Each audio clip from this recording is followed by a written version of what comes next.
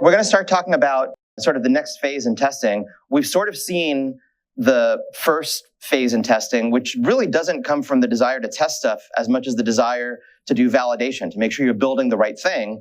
And so we've talked about behavior-driven design and how you can use user stories, turn them into cucumber scenarios, which are runnable acceptance tests.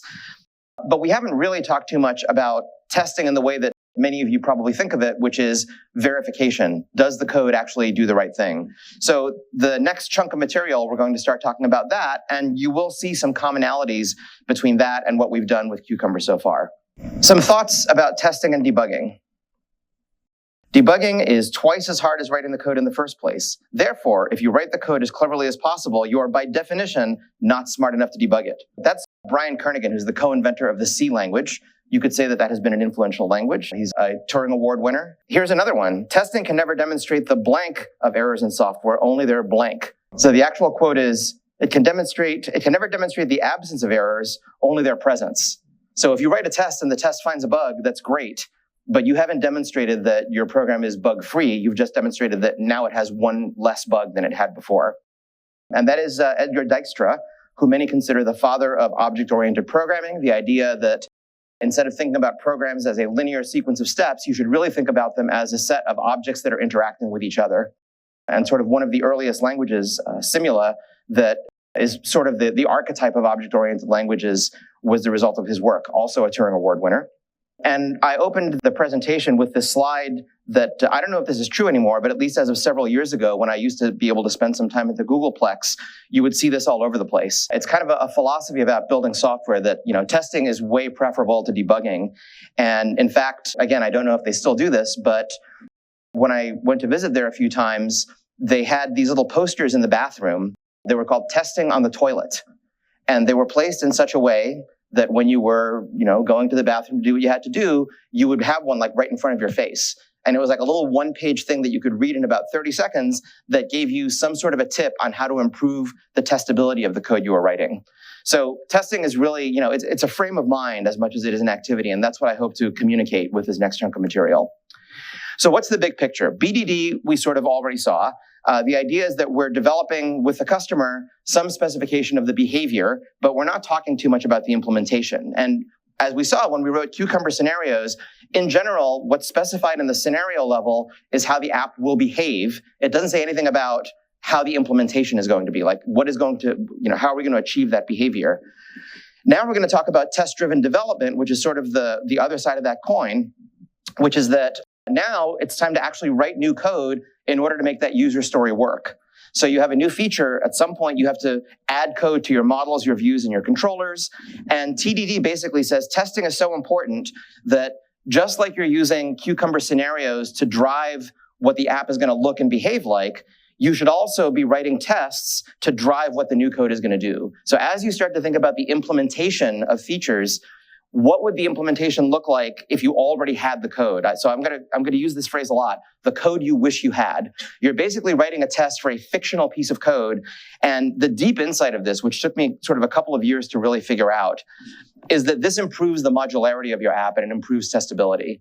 This took me a long time to realize. And it's the reason, once I realized it, I realized this is also why when I used to write the code first and then try to write tests for the code, it was exceedingly painful. The reason it was exceedingly painful is that my code had not been written to be testable. But if you write the tests as you're writing the code or start by using the test to drive the code, it forces you to think about how the code would be called because that's what the test is going to do. And forcing you to think about that sometimes changes the way that you design your implementation in ways that pay back benefits later. So try to keep that in mind. So how does TDD work? It's actually very similar to what we did with user stories. You think about one thing that the code should do. So you're going to implement some part of a new feature. Think about one behavior that the code should have and capture that idea in a test, which of course fails because you haven't written the code to do it yet. But by writing the test, it made you think about what it would be like to call the code if it existed. Then write the simplest possible code that makes that test pass, and then look for opportunities to refactor your code. We'll talk a lot more about refactoring in the next couple of chapters, but essentially look for commonality, look for places that as your code evolves, you can sort of clean it up here and there, and then you continue with the next thing. right? So just as when you're thinking about a cucumber scenario, you're going one step at a time and you're trying to write the step definitions to make that step run. Now think of sort of having an inner loop. Inside the loop where you've got a failing cucumber step and you're trying to get it to pass, part of getting it to do that is going to be writing some code. And now we have a little inner loop where that code is going to have a set of behaviors. Each spec or specification or example that we write is going to test one of those behaviors. And as we write them, we add the code as needed to make those specs pass. And once those specs pass, that is enough code to sort of make that one cucumber step pass, and then we go on to the next one. So that's the kind of the big picture of where we're going. As a reminder, this is some of what we've already seen. We've seen that you've used Cucumber and Capybara to drive tests through Rack and exercise behaviors in the Rails app. Now we're going to look at this other path where we're going to use the RSpec testing framework. We're going to augment it with a gem called RSpec Rails, which adds things that are useful for testing a web app. So there's sort of testing in general, right? I call functions, I look at return values, things like that. But when you're testing a web app, you need to be able to talk about things like, I make a request to the app. That means that the controller is involved, the routing system is involved.